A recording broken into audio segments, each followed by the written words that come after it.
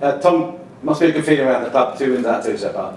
Yeah, it's a positive start. I've said to the guys, I don't want it to be a celebratory environment. I want it to still be I want them to feel a sense of reward, but to really create a winning culture and winners, it's all about the next game. So we'll double down on our high standards, on our training methods, and try and continue this good feeling we've got.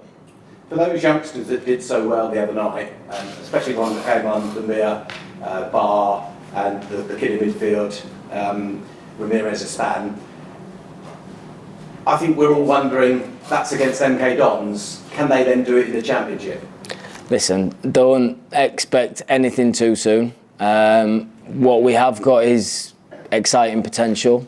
We have got potential that us as a staff need to sort of develop and work with. Don't be expecting anything sort of, all right, they're all going to start next week and Bar's going to score goals every game. No, it's part of a process. I was brought up that way, that the pressure, not too much pressure was put on youngsters, but yeah, of course, as a fan base, you have a right to get a little bit excited by some of the potential we've got in the building.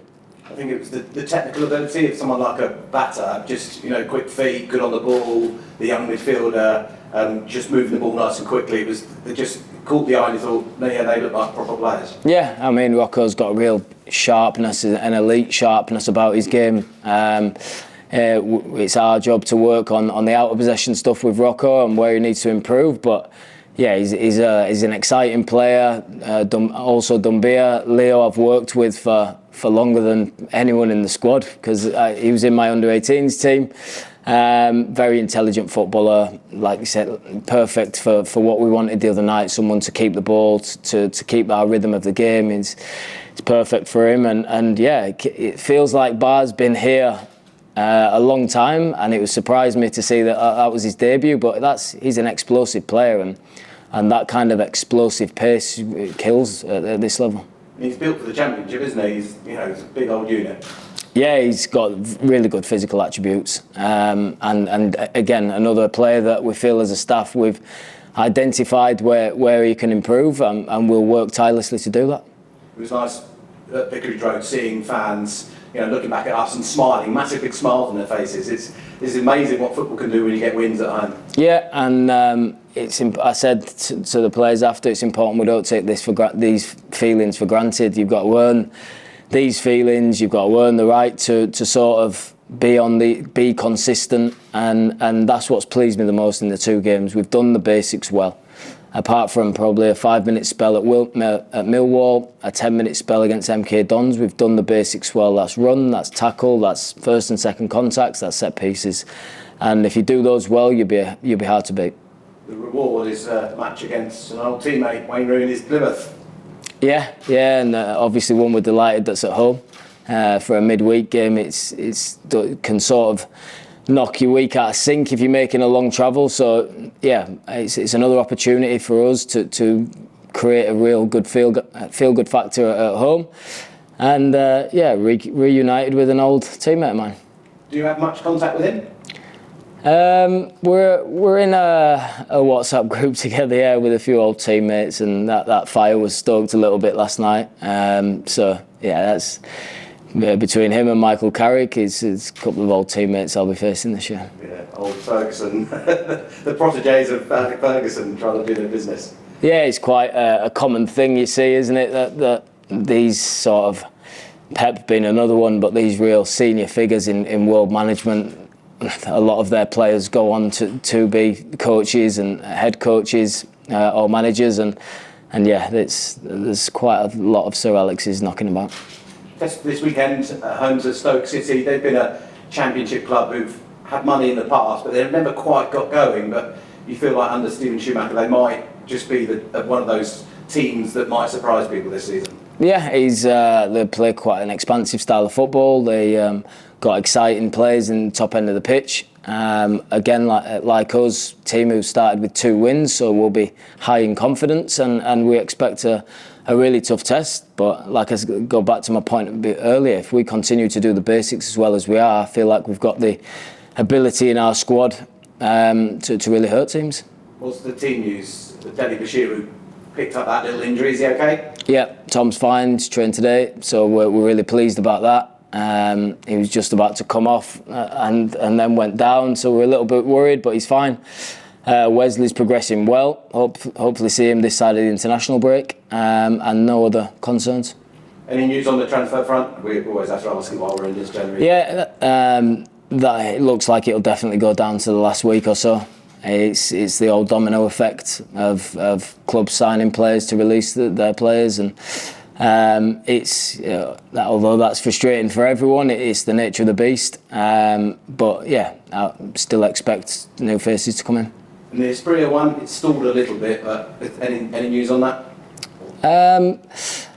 That's not one that I've been massively involved in. So as far as I'm aware, he's rejoined the training group. He looks bright. He looks happy. His abilities, obviously, it's nice to see on a daily basis. Yes, okay, we all know that it looks like his future could be elsewhere, but for now, he's our player, and we'll continue to work with him. Would you consider him for tomorrow, Saturday, rather? Again, that'll be a late decision that we make on his fitness and his mindset, really.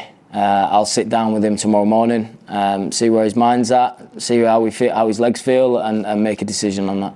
Is it a tricky one for you? Because I remember a couple of years ago we had a situation with Pedro and Dennis and Sarr, and do you play them, do you leave them out? I suppose you've got the same sort of situation now. Yeah, and it's case by case, that one. So it's my job as the coach to really see in the mind of someone, is he going to give everything for the team? Because you'd be leaving him out for someone who is going to give everything for the team, and it's important I make that right call.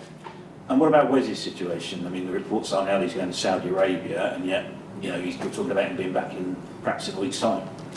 Yeah, like all of our best players, there's been a lot of interest, and yeah, it's important that mine or Wes's eyes are not took off the ball for as long as he's a Watford player, and for as long as he is, which I expect him to be, he'll be part of the plans and to help the team. On the incomings, I know you've said it, things are close. Do you sometimes regret saying that? Is that something that you've learned this summer, that the transfer window operates a little bit differently to what you might expect? Yeah, I'm still learning. It's my first window. It's not as easy as identifying your targets and executing that. It's been a difficult process and a process that I feel like the work that everyone's put in, we deserve to be successful in it. So I'm still confident we can execute a couple of the targets we've got. But I don't think you'll hear me saying it's close next time. When you talk about the work, I think a lot of people assume because players haven't come in, he's not been given support, the club aren't helping him. But I know from talking to you that's not the case. Just explain a little bit about what people don't see. Yeah, it's definitely not the case. It's the club have been so collaborative about who the targets are, where we think we can improve, recruiting to my style of play, and that's been really refreshing because you don't see that as a player. You sort of see what you read, and it's been a refreshing sort of outlook on it. Between myself, Scott, and Gianluca, where I don't think there's an hour of the training ground that we don't cover. That constantly putting the work in, and I think when you can see people giving their everything like that to the football club, then you can't ask for much more. What element of the transfer window surprised you most? Because obviously as a player, like you say, you only see one side of it. You've seen both sides of it. Obviously there's a lot of. I've not quite found the right balance of how involved or not involved. Do you speak to agents? Do you not? I'll find that right balance. Maybe it has engulfed me a little bit but what it won't do is to ever take my eye off the ball, improving the players that I've got in the building. But it's something that I'd have to reflect on and try and improve on, and it's all part of the learning process for me. I know the other thing you wanted to improve on home form, and obviously we had the good win Tuesday, but league games slightly different. How much emphasis have you put on wiping what happened last season and having a much better home? A lot. Yeah, I've said it openly before, we have 5 clear targets to achieve our goals this year, and home form is one of those. I've said I'll never just think of a number and say it to the players. I'll give a process of exactly how we achieve that, and that's been really clear. It's been presented 2 or 3 times now, and maybe a reminder again before Saturday, because like you said, yeah, it's going to be a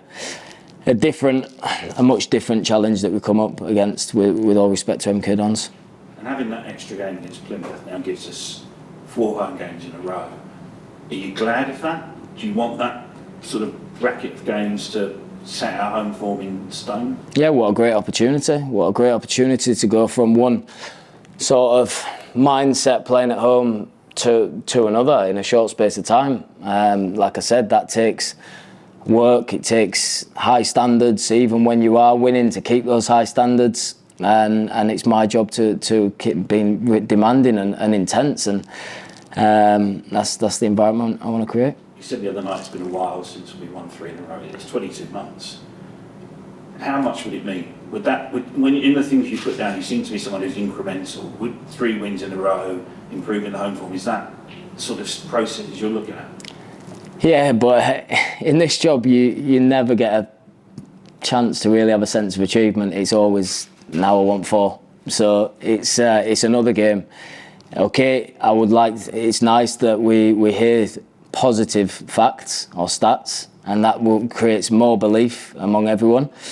But yeah, my focus is all on Stoke, and if Stoke is positive, then my focus will just turn straight to Derby, and that's the nature of this job.